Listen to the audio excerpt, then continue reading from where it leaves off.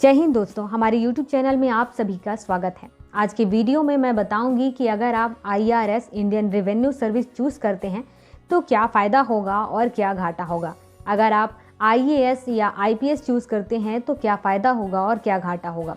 इन सभी चीज़ों की जानकारी आज की इस वीडियो में, ताकि आप बेहतर तरीके से अपना प्रेफरेंस भर पाएं। जानकारी से रिलेटेड ऐसे ही वीडियो पाने के लिए आप हमारे चैनल को सब्सक्राइब कर लें।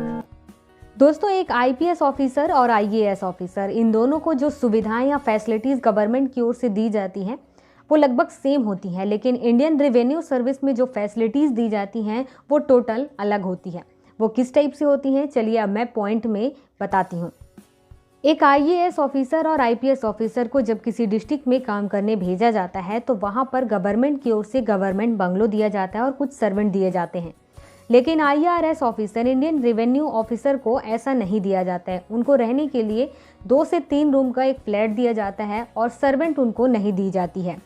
दूसरी चीज़ ये होती है कि डिस्ट्रिक्ट में जब IAS ऑफिसर, IPS ऑफिसर काम कर रहे होते हैं तो उनके काम के लिए कम से कम 2 कारें दी जाती हैं, लेकिन IRS ऑफिसर को ऐसा नहीं दिया जाता है। जनरली उनको एक ही कार दी जाती है और उसी में से उनको काम करना होता है। तीसरी चीज़ होती है IAS और IPS, इन दोनों के प्रमोशन ड्यूरेशन की। इन दोनों का प्रमोशन ड्यूरेशन लगभग सेम होता है और जल्दी जल्दी इनका प्रमोशन भी होता है, लेकिन IRS ऑफिसर के साथ ऐसा नहीं होता है। IAS, IPS और IRS, इन तीनों का जो स्टार्ट में प्रमोशन होता है, 3 प्रमोशन, वो सेम ड्यूरेशन में होता है और सेम होता है। लेकिन उसके बाद से IRS ऑफिसर का जो प्रमोशन ड्यूरेशन है वो बढ़ जाता है। उसमें जो प्रमोशन ड्यूरेशन है बढ़ने की वजह से उसका प्रमोशन लेट होता है। इसके बाद चौथी चीज़ ये होती है कि IAS और IPS, इन दोनों में कैडर के अकॉर्डिंग इनकी पोस्टिंग होती है, लेकिन IRS ऑफिसर में ऐसा नहीं होता है। ये ऑल इंडिया लेवल पर कहीं पर भी काम कर सकते हैं। सेंट्रल गवर्नमेंट जहां इनकी पोस्टिंग करना चाहे वहां पर उनको काम करना होगा।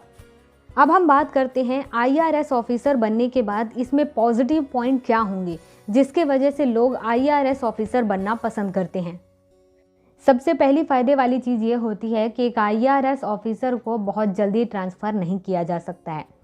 वो उनकी पोस्टिंग जहाँ पर भी हुई है पर मिनिमम वो 4 साल तक काम करेंगी, उसके बाद ही गवर्नमेंट उनको ट्रांसफ़र कर सकती है, और ट्रांसफ़र करने के लिए उनको ट्रांसफ़र पॉलिसी फॉलो करना होगा। एक IAS और IPS, इन दोनों को 1 साल में कितने बार और कहां ट्रांसफ़र किया जाएगा इसका कोई रूल नहीं है, लेकिन IRS ऑफिसर को ट्रांसफ़र करने रिलेटेड रूल हैं। एक IRS ऑफिसर को 1 साल में केवल एक ही बार ट्रांसफ़र किया जा सकता है और उसके साथ ही ट्रांसफ़र केवल अप्रैल माह में किया जाता है। अगर इमरजेंसी होगी तभी इसके डेट और मंथ चेंज होते हैं, वरना इसमें सारी चीज़ें निश्चित हैं। इसके बाद तीसरी फ़ायदे वाली चीज़ होती है पोस्टिंग की। एक IRS ऑफिसर अपने चॉइस के हिसाब से अपने पोस्टिंग करवा सकता है। वो चाहता है कि उसको दिल्ली में पोस्टिंग मिले तो दिल्ली में भी मिल सकता है, वो चाहता है चेन्नई में मिले तो चेन्नई में मिल सकता है, और इसके चांसेस 80% होते हैं। तो मतलब सबसे ज़्यादा फ़ायदा इसी चीज़ का होता है कि आप अपने हिसाब से अपनी पोस्टिंग कहीं पर भी करवा सकते हैं। इसके बाद चौथी फ़ायदे वाली चीज़ ये होती है कि अगर आपको पति या पत्नी में से कोई, अगर चाहे वो प्राइवेट जॉब कर रहे हों या गवर्नमेंट जॉब कर रहे हों, तो जहाँ पर आपके पति या पत्नी रह रहे होते हैं तो आपकी पोस्टिंग वहीं की जाए। गवर्नमेंट ऐसा ट्राई करती है कि वहाँ पर आपको पोस्टिंग दिया जाए, लेकिन एक IAS और IPS, इन दोनों सर्विस में इस टाइप की जो सुविधा होती है, फैसिलिटी होती है, वो बिल्कुल भी नहीं होती है। पांचवी चीज़ ये है कि IAS और IPS, इन दोनों का जो ड्यूटी टाइम होता है वो 24 आवर का होता है, लेकिन IRS ऑफिसर के साथ ऐसा नहीं है। IRS ऑफिसर का जो अपने ड्यूटी टाइमिंग होती है वो सुबह के 10 बजे से शाम के 5 बजे होता है। अगर बहुत इमरजेंसी नहीं है तो वो इसी ड्यूटी टाइम को फॉलो करते हैं। इमरजेंसी होने पर ही वो भी अपने 24 घंटे काम कर सकते हैं, लेकिन जनरली ऐसा नहीं होता है। इसके बाद छठी चीज़ ये है कि IRS में पॉलिटिकल प्रेशर बहुत कम होता है, ना के बराबर होता है, लेकिन IAS IPS में इसमें पॉलिटिकल प्रेशर सबसे ज़्यादा होता है। इसके बाद 7वीं चीज़ ये है कि IRS ऑफिसर अगर ईमानदारी से काम कर रहे हैं तो कभी भी उनके ईमानदारी के कारण उनका ट्रांसफ़र नहीं होगा।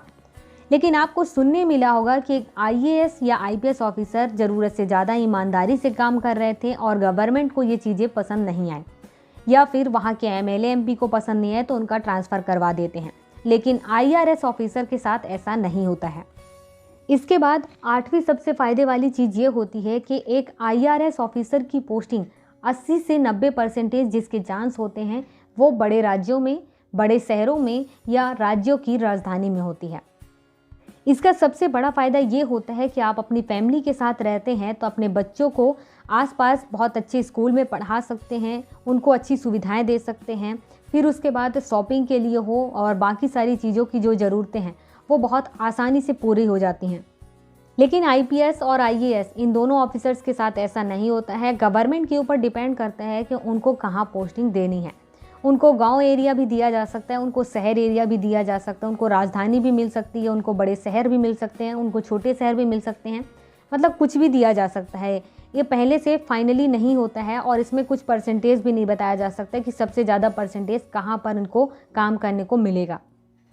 आई होप कि आपको सभी चीज़ें समझ में आ गई होंगी, लेकिन कुछ चीज़ें अगर रह गई हों या आपको कोई चीज़ समझ में नहीं आई हो तो प्लीज़ मुझे कमेंट बॉक्स में कमेंट करके बताएं।